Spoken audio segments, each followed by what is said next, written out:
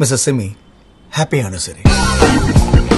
இன்னும் 2 மாசத்துல லண்டன்ல மியூசிக் காம்படிஷன் இருக்குன்னு சொன்னல, தூங்குற நேரம் போக மத்த எல்லா நேரமும் வெறித்தனமா பிராக்டிஸ் பண்ணிட்டு இருக்கேன். ஸ்ரீ காயத்ரி கொலுப்படி 4 மாடல்ல ஒரு நியூ ஃபோல்டபிள் டிசைன் கொலுப்படிய இந்த நவராத்திரிக்கு லான்ச் பண்ணிருக்கோம். இன்னைக்கு ஆர்டர் பண்ணுங்க இந்த நவராத்திரிக்கு.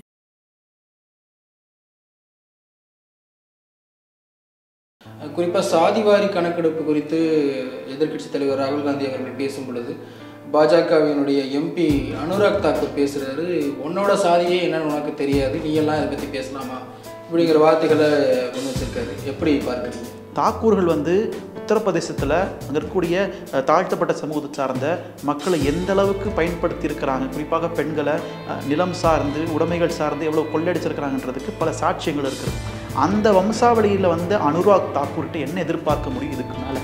அப்போது எதிர்க்கட்சி தலைவர் ராகுல் காந்தி, எங்கள் தலைவர் ராகுல் காந்தி என்ன கேட்குறாரு?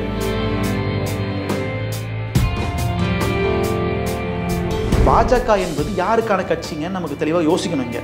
ஏன்னா பாஜகவில் இருக்கக்கூடிய ஓபிசி, எம்பிசி, எஸ்சி, எஸ்டி கொஞ்சம் கூர்ந்து கவனிக்க வேண்டிய விஷயம் அது. 2014 ஆட்சி மாற்றம் நிகழ்கிறது. அப்போ இயற்கையாகவே அந்த டேட்டாவை, அந்த பிரைமரி டேட்டாவை அனலைஸ் பண்ணி வரக்கூடிய செகண்டரி டேட்டாவை ரிலீஸ் பண்ண வேண்டிய இடத்துல நரேந்திர மோடி தான் இருந்தார். அவருக்கு தெரியும் அந்த ஃபைலை அவர் தொடர்ந்து படிச்சிருப்பதற்கான 100% வாய்ப்பு உண்டு. அதில் ஓபிசி மக்களுடைய சமூக, பொருளாதார, அரசியல், கல்வி நிலை என்ன என்பது அவருக்கு நிச்சயமாக தெரியும். பாமகவினுடைய ஜி.கே. மணி கேட்கும்போது நீங்கள் உங்கள் கூட்டணி கட்சியான பாஜகவை போய் இந்தியா முழுக்க நடத்த சொல்லுங்கள் அப்படிங்கிற மாதிரி முன்வைக்கிறார். இது ஒரு முரண்பாடா இல்லையா? A1 A2 எந்த A1 A2 யார் சொன்னது? மோடி தான் சொன்னார். தேர்தல் பிரச்சாரத்தில் சொல்லலையா அவர்? அம்பானியும் அதானியும் கருப்பு பணத்தை வண்டியில் ஏற்றிக்கிட்டு காங்கிரஸ் கிட்ட போய் கொடுத்தாங்கன்னு. அம்பானி அதானி கிட்ட கருப்பு பணம் இருக்குன்னு மோடிக்கு எப்படி தெரியும்?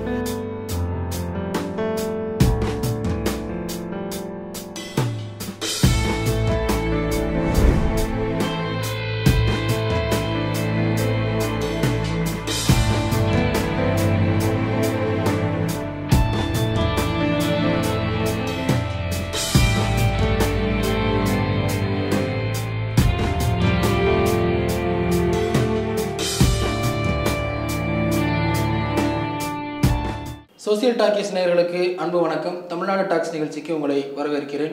இன்றைய அரசியல் விவாதத்தில் காங்கிரஸ் கட்சியினுடைய செய்தி தொடர்பாளர் திரு இனியன் ராபர்ட் அவர்களோடு உரையாட இருக்கிறோம். வாருங்கள், நிகழ்ச்சிக்கு செல்லலாம். சார் வணக்கம். வணக்கம் சார். தொடர்ச்சியாக நாடாளுமன்றத்தில் எதிர்க்கட்சித் தலைவர் ராகுல் காந்தி அவர்கள் எழுப்பக்கூடிய விவாதங்களும் அதை ஒட்டி வரக்கூடிய எதிர்வாதங்களும் பல்வேறு கேள்விகளையும் சர்ச்சைகளையும் உண்டாக்கி இருக்குது. குறிப்பாக சாதிவாரி கணக்கெடுப்பு குறித்து எதிர்க்கட்சித் தலைவர் ராகுல் காந்தி அவர்கள் பேசும் பொழுது பாஜகவினுடைய எம்பி அனுராக் தாக்கூர் பேசுகிறாரு, உன்னோட சாதியே என்னன்னு உனக்கு தெரியாது, நீ எல்லாம் இதை பற்றி பேசலாமா இப்படிங்கிற வார்த்தைகளை முன் வச்சிருக்காரு. எப்படி பார்க்குறீங்க? இது ஒரு வடிகட்டின பார்ப்பன வெறி, அப்படித்தான் நான் பார்க்குறேன். ஒரு வடிகட்டின சாதி வெறி. ஒரு ஒன்றிய அமைச்சராக இருந்தவர், தகவல் மற்றும் தொலைத்தொடர்பு துறையினுடைய ஒன்றிய அமைச்சராக இருந்தவர், இன்றைக்கு நாடாளுமன்ற உறுப்பினராக இருக்கிறார். அவர் ஒரு பாராளுமன்றத்தில் ஒரு வெளிப்படையாக எதிர்க்கட்சி தலைவரை பார்த்து, உனக்கெல்லாம் சாதி தெரியுமா, உன்னோட சாதி என்னன்னு உனக்கு தெரியுமா அப்படின்னு கேட்பது என்பது வடிகட்டின பார்ப்பன சாதி வெறி. அனுராக் தாக்கூர் என்ற பெயர் செய்கின்ற வேலை. இந்த தாக்கூர்ன்றவங்க உத்தரப்பிரதேசம் சுற்றி இருக்கக்கூடிய ஒரு பார்ப்பனர்களுக்கும் மேலே தன்னை நினைத்து கொள்ளக்கூடிய ஒரு உயர் சாதியை சார்ந்தவங்க. இவனோட அட்டுழியங்கள்லாம் நீங்கள் உத்தரப்பிரதேசத்தில் வாழக்கூடிய தலித் மக்கள்கிட்ட கேட்டிங்கன்னா ரொம்ப விவரமாக சொல்லுவாங்க.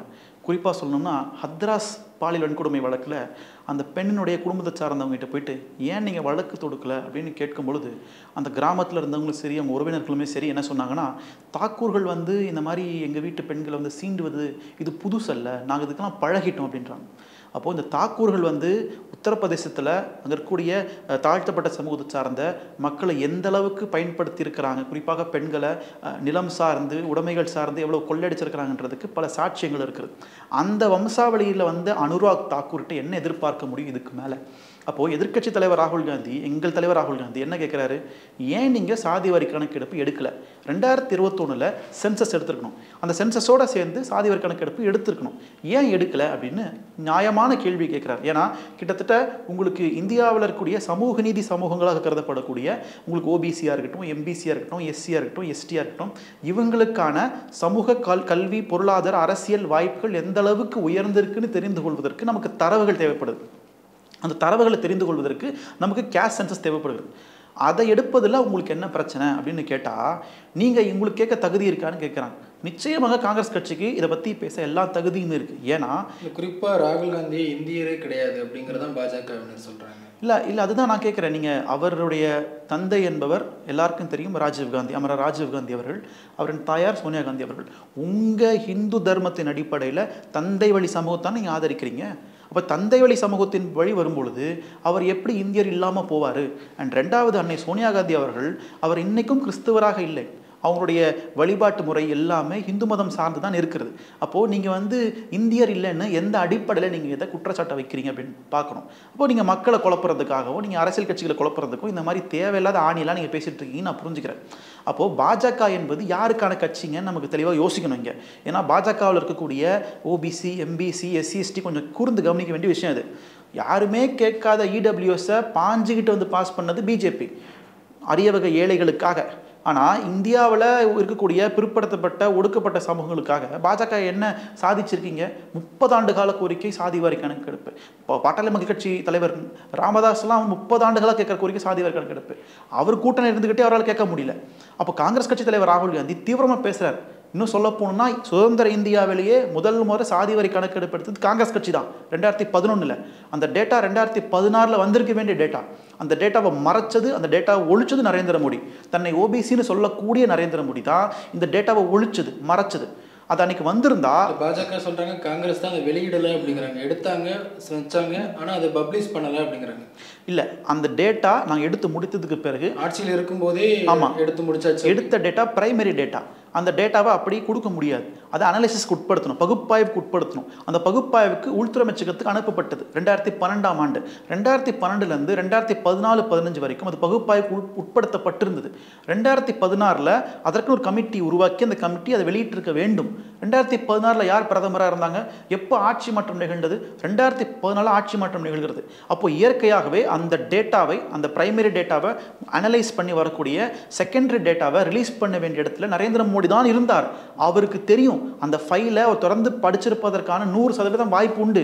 அதில் ஓபிசி மக்களுடைய சமூக, பொருளாதார, அரசியல், கல்வி நிலை என்ன என்பது அவருக்கு நிச்சயமாக தெரியும். அதை தெரிந்து கொண்டு பிரதமர் நரேந்திர மோடி ஏன் ரிலீஸ் பண்ணல? குறைஞ்சபட்சம் ஒரு ஓபிசியாக இருந்தால். இன்னொரு கேள்வி என்ன முன்வைக்கிறாங்க அப்படின்னா, சாதிவாரி கணக்கெடுப்புங்கிறது அந்தந்த மாநில அரசுகளே எடுக்கலாம். இப்போ நீங்கள் ஆளக்கூடிய 3 மாநிலங்கள் எடுக்கலாம், உங்கள் கூட்டணியில் இருக்கக்கூடிய திமுக கட்சி கூட முன்னெடுக்கலாம். ஆனால் திமுக தன் கையில் இருக்கக்கூடிய அதிகாரத்தை நீங்கள் போய் மத்திய அரசாங்கத்திட்ட கேளுங்க. பாமக கேட்கும்போது, பாமகவினுடைய ஜிகே மணி கேட்கும்போது நீங்கள் உங்கள் கூட்டணி கட்சியான பாஜகவை போய் இந்தியா முழுக்க நடத்த சொல்லுங்கள் அப்படிங்கிற மாதிரி முன்வைக்கிறார். இது ஒரு முரண்பாடா இல்லையா? இல்லை, இது தெளிவாக நான் அதை விளக்கிடுறேன். உங்களுக்கு அரசியல் சட்டத்தில் மத்திய பட்டியல், மாநில பட்டியல், ஒத்திசைவு பட்டியல்னு 3 பட்டியல் இருக்குது. அதில் மத்திய பட்டியல் கீழ் வரக்கூடியது தான் சாதிவாரி கணக்கெடுப்பு அல்லது கணக்கெடுப்பு, சென்சஸ். பீகாரில் அது சர்வே. மாநில அரசுகள் எடுக்கக்கூடியது சர்வே தான் எடுக்க முடியுமே தவிர சென்சஸ் எடுக்க முடியாது. பீகார் அரசு எடுத்த சர்வேவும் கூட பாட்னா நீதிமன்றம் அதை நிராகரித்து விட்டது. இன்றைக்கு அந்த சாதிவாரி சர்வே குப்பையில் கிடக்கிறது. ஏன்னா அது ஒரு அதிகாரப்பூர்வமான சர்வேயாக கருத முடியாது. இப்போது நீங்கள் யாராவது தமிழ்நாடு காவல்துறையை திரட்டிக்கிட்டு நீங்கள் இலங்கைக்கு எதிராக போர் தொடுக்க முடியுமா? வாய்ப்பு இல்லை. அந்த மாதிரி தான் அது. இங்கே தமிழ்நாட்டில் சில பேர் பேசுகிறாங்களே, நான் தமிழ்நாடு காவல்துறையை படையை திரட்டுவேன், நான் மீனவர்களை காப்பாற்றுறது கொண்டு போவேன் அப்படின்னு சில பேர் இங்கே பேசுகிறாங்களே, அந்த மாதிரி காமெடி அது. அப்போது உங்களுக்கு மத்திய பட்டியல் கீழ் வரக்கூடிய ஒரு விஷயத்தை மாநில அரசு நடைமுறைப்படுத்த முடியாதுன்னு தான் சட்டம் கொடுக்கின்ற வழிமுறை. இது பாமகவுக்கு ரொம்ப நல்லாவே தெரியும். தெரிஞ்சுக்கிட்டே பேசுகிறது அரசியல். நான் என்ன கேட்குறேன், குறைஞ்சபட்சம் உங்களுக்கு அவ்வளவு உங்கள் சமூகத்தின் மீது அக்கறை, பாசம், நேசம், அன்பு உண்மையிலே இருந்திருந்தா நீங்கள் ஃப்ளைட்டை பிடிச்சி டெல்லிக்கு போய் நரேந்திர மோடி கிட்ட, ஐயா நம்மளாம் ஒரே கூட்டணி இருக்கோம், நீங்கள் போன முறை 11% வாக்கு வங்கி வாங்கினதில் 4% எங்கள் ஓட்டு இருக்குது, எங்கள் சமூகம் போட்ட ஓட்டு இருக்குது, நீங்கள் சாதிவாரி கணக்கெடுப்பை எடுங்க, ஏன் நீங்கள் எடுக்க மாட்டேங்கிறீங்க அப்படின்னு நீங்கள் சொன்னால் அவர் கேட்பார். பாஸ், நீங்கள் மாநில அரசுட்டு கேட்குறீங்க, மாநில அரசினுடைய நிதி சுமை கம்மி, மாநில அரசு செய்வதை விட ஒன்றிய அரசுக்கான அதிகாரங்கள் அதிகம், இந்தியா முழுக்க அவங்களால எடுக்க முடியும், அதுக்கான எல்லா விதமான சிஸ்டமும் அவங்ககிட்ட இருக்குது. நீங்கள் ஃப்ளைட்டை பிடிச்சி டெல்லிக்கு போய் 4 வார்த்தை சொல்லிட்டு தான் வாங்கலை, எடுக்கிறாங்க எடுக்கலன்றது வேற, சொல்லிட்டு வாங்கலை நீங்கள். அப்போ நீங்கள் சம்பந்தமே இல்லாமல் மாநில அரசு தான் எடுக்கணுன்றது, மாநில அரசு எடுக்க முடியாது. எடுத்தாலும் அது சர்வேகாக இருக்கும். குறைந்தபட்சம் ஆய்வு மாணவர்கள் தங்களோட படிப்புக்கு பயன்படுத்திக்கலாமே தவிர அது எதற்காக நம்ம எடுக்கிறோமோ அந்த இலக்கை நாம் அடைய முடியாது. குறிப்பாக வேலைவாய்ப்பு, அரசியல், கல்வியில் அதற்கான இடஒதுக்கீட்டை நீட்டிக்க முடியாது. அப்புறம் எதுக்கு இந்த டேட்டா? அப்போது அந்த அடிப்படையில் தான் இங்கே இருக்கக்கூடிய தமிழ்நாடு அரசோ, இங்கே இருக்கக்கூடிய அரசினுடைய கூட்டணி கட்சிகளோ நாங்கள் தெளிவாக இருக்கோம். இந்த சாதிவாரி கணக்கெடுப்பை ஒன்றிய அரசு தான் எடுக்க முடியும். அது எடுக்கிறதுல உங்களுக்கு என்ன பிரச்சனை அப்படின்னு நான் கேட்குறோம். காங்கிரஸ் கட்சி ஆளுங்கன்ற கர்நாடகா மாநிலம், தெலுங்கானா மாநிலத்தில் கூட நாங்கள் வெயிட் பண்ணுறதுக்கு காரணம் என்னென்னா, அதை எடுத்தாலும் அது எந்த அளவுக்கு பயன்படும் என்கிற மிகப்பெரிய ஒரு கேள்வி இருக்கிறது. ஒரு மாநில அரசு தேவையில்லாமல் பல கோடி பணத்தை வீணடிக்க விரும்பலை, அதனால் வெயிட் பண்ணுறோம். நாங்கள் ஒன்றிய அரசு எடுக்கும் பட்சத்தில் நிச்சயமாக எங்களுடைய முழு ஆதரவு இருக்கும். அதுதான் தலைவர் ராகுல் காந்தி பாராளுமன்றத்தில் கேட்குறாரு, நீங்கள் ஏன் சாதிவாரி கணக்கெடுப்பு எடுக்கலை, ஏற்கனவே எடுத்த டேட்டாவை ஏன் ரிலீஸ் பண்ணல, நீங்கள் ஓபிசின்னு சொல்கிறீங்க, பிரதமர் ஓபிசின்னு சொல்கிறாரு, ஆனால் நீங்களே அதுக்கு ஓபிசி மக்களுக்கு துரோகம் பண்ணுறீங்களே அப்படின்னு கேட்குறாரு.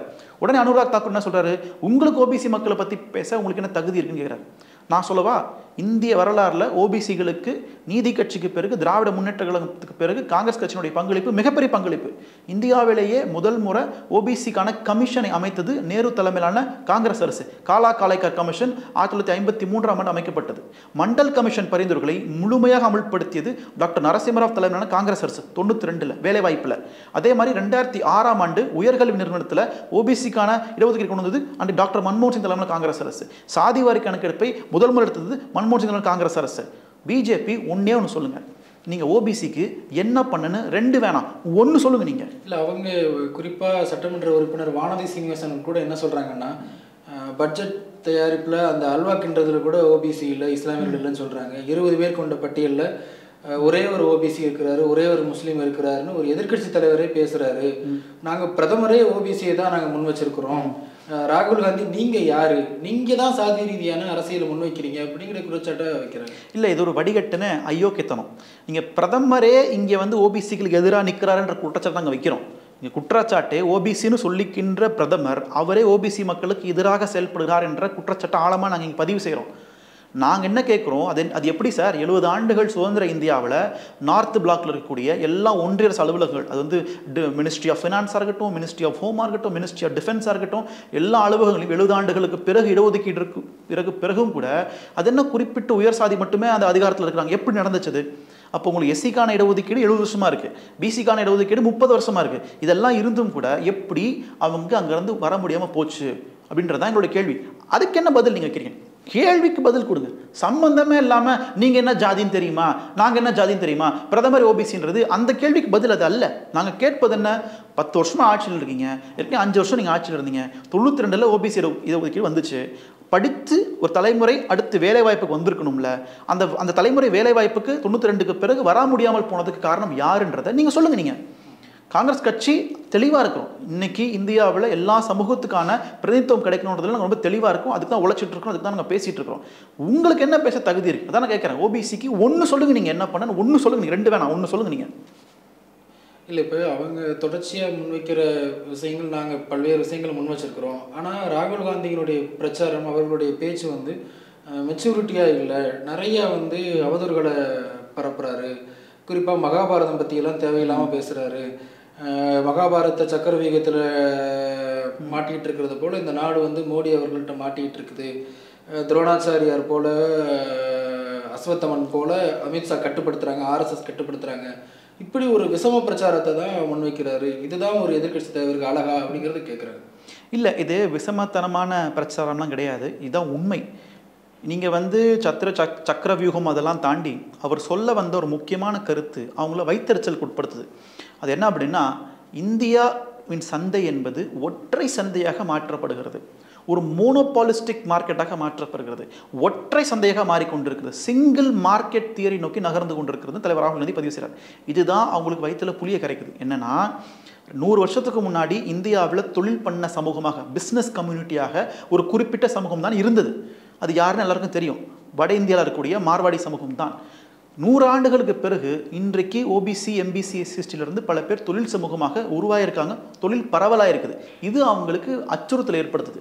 அப்போது இந்த இந்த இந்த மாற்றம் அவங்களுக்கு பிடிக்கல. மீண்டும் அந்த 100 வருஷத்துக்கு முன்னாடி ஒரு சமூகம் எப்படி ஒட்டுமொத்த இந்திய சந்தையும் கட்டுப்படுத்துச்சோ அதை நோக்கி நகர்த்துற வேலையை பிஜேபி பண்ணுதுன்றதை தலைவர் ராகுல் காந்தி சொல்கிறார். அதுதான் மோனோபாலிஸ்டிக்காக மார்க்கெட்டை மாற்ற முயற்சி பண்ணுறாங்கன்னு சொல்கிறார். அதை உடனே என்ன சொல்கிறாங்க, குழந்தைத்தனமாக பேசுகிறீங்கன்றாங்க. பாலக் புத்தின்னு சொல்கிறார். A1 A2 A1 A2 யார் சொன்னது? மோடி தான் சொன்னார். தேர்தல் பிரச்சாரத்தில் சொல்லலையா அவர்? அம்பானியும் அதானியும் கருப்பு பணத்தை வண்டியில் ஏற்றிக்கிட்டு காங்கிரஸ் கிட்ட போய் கொடுத்தாங்கன்னு. அம்பானி அதானி கிட்ட கருப்பு பணம் இருக்குன்னு மோடிக்கு எப்படி தெரியும்? சரி, அப்படியே கருப்பு பணம் இருக்கு அப்படின்னா வண்டியில் தான் பணம் அனுப்புவாங்க, எப்படி அவருக்கு தெரியும்? அப்போது இதெல்லாம் தெரிஞ்சிருக்கிற மோடி என்ன பண்ணியிருக்கணும், அவர் ஆளுகின்ற குஜராத் மாநிலத்தில் ஒரு எஃப்ஐஆர் ஃபைல் பண்ணியிருக்கோம். குறைஞ்சபட்சம் A1 A2 என்கிற அம்பானி அதானி மேலே குறைஞ்சபட்சம் எஃப்ஐஆர் ஃபைலாக இருக்கும். ஒரு பிரதமர் வைக்கின்ற குற்றச்சாட்டு, அவர் வந்து காபந்த பிரதமராக இருந்தாலும் கூட அவர் வைக்கின்ற குற்றச்சாட்டு மிகப்பெரிய குற்றச்சாட்டு. ஏன் நீங்கள் எஃப்ஐஆர் ஃபைல் பண்ணல? காங்கிரஸ் கிட்ட எவ்வளோ பணம் கொடுத்துருக்காங்க உங்களுக்கு தான் எல்லாமே தெரியுது. கருப்பணம் வச்சிருக்காங்கன்னு தெரியுது, வண்டி வச்சிருக்காங்கன்னு தெரியுது, கொடுக்க வேண்டியது கம்ப்ளைண்ட் நீங்கள். அப்போ அந்த அடிப்படையில் தான் தலைவர் ராகுல் காந்தி சொல்கிறார், A1 யார் அம்பானி, A2 யார் அதானி, இந்தியாவினுடைய ஒட்டுமொத்த தொழிலும் தூக்கி கையில் தாரை வாக்குறீங்க நீங்கள் அப்படின்னு சொல்கிறேன். இப்போது காங்கிரஸ் கட்சி முதலாளிகள் எதிரான கட்சியெலாம் கிடையாது. இந்தியாவில் ஒரு வெளிப்படைத்தன்மையோடு ஒரு போட்டி நிலவுன்னு நினைக்கிற கட்சி இது. அப்போ இங்கே எல்லா நிறுவனத்துக்கான வாய்ப்புகளும் இருக்கணும்னு நாங்கள் நினைக்கிறோம். அதுதான் வந்து மார்க்கெட் எக்கனாமி, சந்தை பொருளாதாரம் நாங்கள் நினைக்கிறோம். ஆனால் அவங்களுக்கு இணையாக ரத்தன் டாட்டா இருக்கிறாங்க, இன்னும் பல்வேறு முதலாளிகளும் இருக்கிறாங்க. இந்த 10 ஆண்டுகளில் யாரின் சொத்து மதிப்பு 200 மடங்கு உயர்ந்திருக்கிறது? இந்த 2 பேரை தவிர மற்றவங்கலாம் டாமினன்ட் பிஸ்னஸாக இருக்கிறாங்க, இல்லைன்னு சொல்லலை. 200 மடங்கு சொத்து யாருக்கு உயர்ந்திருக்குது 10 ஆண்டுகளில்? அப்போ இந்த அரசு இந்த 2 நிறுவனங்களுக்கும் சலுகைகளை வள்ளி வழங்குது.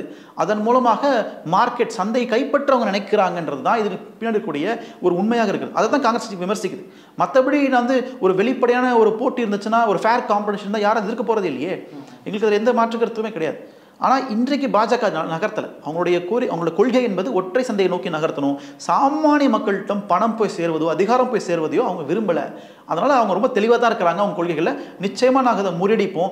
இந்தியா கூட்டணி ஆட்சிக்கு வரும் பட்சத்தில் விவசாயிகளுக்கான குறைஞ்சபட்ச ஆதரவு விலையை நாங்கள் உறுதி செய்வோம். அதே மாதிரி சமூக நீதி அடிப்படையில் சாதிவாரி கணக்கெடுப்பையும் நாங்கள் கொண்டு வருவோன்றதை தலைவர் ராகுல் காந்தி பார்லிமெண்ட்டில் வெளிப்படையாக தெளிவாக கான்ஃபிடென்ட்டாக பேசுகிறார். சார், இல்லை, ஒரு பக்கம் எங்களுடைய கொள்கையை எங்களுடைய தேர்தல் அறிக்கையை காப்பி அடிச்சிட்டாங்க அப்படின்னு சொல்லக்கூடிய அதே காங்கிரஸ் தான் பாஜக இந்த மத்திய பட்ஜெட்டில் எதுவுமே செய்யலை, எதுவுமே அறிவிக்கலை அப்படிங்கிற குற்றச்சாட்டையும் முன்வைக்கிறாங்க. ஆமாம், அப்படிங்கிற மாதிரி சொல்கிறாங்க. எப்படி அதை பொருத்தி பார்க்குறது? இல்லை, நீங்கள் எங்களுடைய தேர்தல் அறிக்கையில் இளைஞர்களுக்கான ஊக்கத்தொகை அல்லது உங்களுக்கு இன்டர்ன்ஷிப் அப்படின்ற சிஸ்டம் கொண்டு வந்திருந்தோம். இது ரெண்டுமே எங்ககிட்ட இருந்த ஒரு சமூக நீதி சார்ந்த சமூக நல்வாழ்வு திட்டங்கள். இதை கொஞ்சம் காப்பிடிச்சிருக்காங்க. ஆனால் இந்தியாவில் நிலவக்கூடிய பிரதான பிரச்சனைகளுக்கு தீர்வே இந்த பட்ஜெட் இல்லைன்றது தான் எங்களுடைய குற்றச்சாட்டாக இருக்கிறது. இந்தியாவினுடைய பிரதான பிரச்சனை என்னென்னா வேலையின்மை, அன்எம்ப்ளாய்மெண்ட். அதற்கு பாஜகவினுடைய இந்த இந்த பட்ஜெட்டில் எந்த விதமான தீர்வுமே இல்லை. மிஞ்சி போனால் அவங்க முத்ரா கடன் தான் பேசிட்டு இருக்காங்க. எல்லா தொலைக்காட்சிகளையும் பாஜகவை சார்ந்தவங்க, நிதியமைச்சர் உட்பட. முத்ரா கடன் இவ்வளவு வேலை வாய்ப்புகளை உருவாக்கி இருக்குன்னு உங்களால் ஒரு டேட்டாவை கொடுக்க முடியுமா? உங்களால் ஒரு ரிப்போர்ட்டை கொடுக்க முடியுமா? வெள்ளை அறிக்கை விட முடியுமா? இவ்வளோ பேர் வேலை வாய்ப்பு உருவாக்கி இருக்குன்னு. முத்ரா லோனே ஒரு ஃபெயிலியர் ஸ்கீம். அதிகமான வாராக்கடன் உள்ள திட்டம் முத்ரா திட்டம். இந்த மாதிரி திட்டத்தை வச்சுக்கிட்டு நீங்கள் நாங்கள் முத்ரா லோன் கொடுத்தோன்ற தாண்டி நீங்கள் சொல்கிறதுக்கு வேறு என்ன இருக்குங்க? அப்போது இன்றைக்கு சிறு குறு தொழில்கள் தான் வேலைவாய்ப்பை கொடுக்கின்ற தொழிலாக இருக்கிறது. அதை 50% சிறு குறு தொழில் அடித்து காலி பண்ணிட்டீங்க நீங்கள், உங்கள் பண மதிப்பிழப்புனாலும் ஜிஎஸ்டினாலையும். அதை சீர் செய்வதற்கு உங்ககிட்ட எந்த விதமான திட்டமும் இல்லை. அப்போது அந்த அடிப்படையில் தான் நாங்கள் குற்றச்சாட்டை வைக்கிறோம். இது ஒன்று. ரெண்டாவது, தமிழ்நாடு போன்ற மாநிலங்களுக்கு வர வேண்டிய நிதி கிடைச்சதா அப்படின்னு ஒரு கேள்வி இருக்குது. தமிழ்நாடு வந்து கிட்டத்தட்ட 38,000 கோடி வெள்ள நிவாரணம் கேட்குது தூத்துக்குடி நடந்த வெள்ள பாதிப்புக்கு. ஆனால் ஒன்றிய அரசு கொடுத்தது வெறும் 270 கோடி. இது எல்லாம் கேட்கறதுக்கு நிதி ஆயோக் கூட்டத்தில் கலந்துக்கிடணும் அல்லது ஜிஎஸ்டி கூட்டத்தில் கலந்துக்கிடணும். இது எதுலையுமே தமிழ்நாட்டு எம்பிக்களோ தமிழக முதல்வரோ கலந்துக்கிறது இல்லை. கலந்துக்கிட்டா தானே போய் பேச முடியும் அப்படின்னு சொல்லி பாஜகவினர் கேட்குறாங்க. இல்லை, அதுக்கு அவசியம் இல்லை. நீங்கள் நிதி ஆயோக் கூட்டத்தை நிதி மட்டும் பார்க்கக்கூடாது, பட்ஜெட் சேர்த்து பார்க்கணும். தமிழ்நாடு அரசு ஒரு முறை அல்ல பல முறை கேட்டிருக்கிறாங்க. பலமுறை ஜிஎஸ்டி கவுன்சிலில் பேசியிருக்கிறோம், ஃபினான்ஸ் கமிஷனில் பேசியிருக்கிறோம், நித்தி ஆயோக்கில் பேசியிருக்கிறோம். தமிழ்நாடு முதலமைச்சர் நேரடியாக போய் வெள்ள நிவாரண நிதியை கேட்டிருக்கிறார், உதயநிதி போய் நேரடியாக கேட்டிருக்கிறார், பல அமைச்சர்கள் கேட்குறாங்க. எவ்வளோ வாட்டி கேட்டும் இல்லை. இப்போ மம்தா அவர்கள் நேரடியாக போய் பேசுகிறாங்க, தங்களுக்கானதை முன்வைக்கிறாங்க, பிறகு வெளிநடப்பு செய்கிறாங்க. அப்படி பண்ணி மம்தாக்கு என்ன முக்கியத்துவம் கொடுக்கப்பட்டுச்சாங்க? அங்கே போய் ஒன்றும் கிடைக்க போகிறது என்பதுதான் யதார்த்தம். அப்போ ஜனநாயக நாட்டில் நான் அதை வெளிநடப்பு செய்வதன் மூலமாக என்னுடைய எதிர்ப்பை நான் பதிவு செய்கிறேன்ல, அது ஒரு முக்கியமான ஒரு கருத்தங்க. மமதா பானர்ஜி போய் அவங்களுக்கு என்ன கிடைச்சிதாங்க? ஒன்றுமே கிடைக்கலாங்க. அவங்களோட மைக் ஆஃப் செய்யப்பட்டு தான் இதை கடைசி நடந்த விஷயமாக இருக்கிறது. அப்போது எங்களுக்கு தெரிஞ்சு தமிழ்நாடு முதலமைச்சர் இது உணர்ந்திருப்பார். அந்த அடிப்படையில் இந்த நித்தி ஆயோக் கூட்டத்தை நாங்கள் நிராகரிக்கிறோம், நாங்கள் பாய்காட் பண்ணுறோம், அது மூலமாக எங்கள் எதிர்ப்பை பதிவு பண்ணுறோம், எங்களுக்கு தர வேண்டிய உரிமையை நீங்கள் எங்களுக்கு கொடுங்கன்னு கேட்குறாரு. இப்போ தமிழ்நாட்டுக்கு நீங்கள் 68,000 கோடிக்கு மெட்ரோ ட்ரெயின் ப்ராஜெக்ட் நடக்குது. சென்னையில் தினசரி மக்கள் ரொம்ப கஷ்டப்படுறாங்க. சாலைகளில் போகும்போது தூசி குப்பைகளாக இருக்குது. 2 வீலரில் போகிறவங்க, காரில் போகிறவங்க சிரமத்துக்கு உட்படுறாங்க. மத்திய அரசு தான் கொடுக்க வேண்டிய நிதியை ஒழுங்காக கொடுத்துருந்தா இந்த ப்ராஜெக்ட் இந்த வருஷம் முடிஞ்சிருக்கும். இப்போ ரொம்ப ஆமை வேகம் நடக்குது மெட்ரோ ப்ராஜெக்ட் இன்னைக்கு. அப்போ அதை கேட்கறதுக்கு உரிமை இல்லையா? திறந்து வைக்கிறதுக்கு மட்டும் அமித்ஷா வந்தார், திறந்து வைக்கிறதுக்கு காசு கொடுக்க மாட்டீங்க நீங்கள்.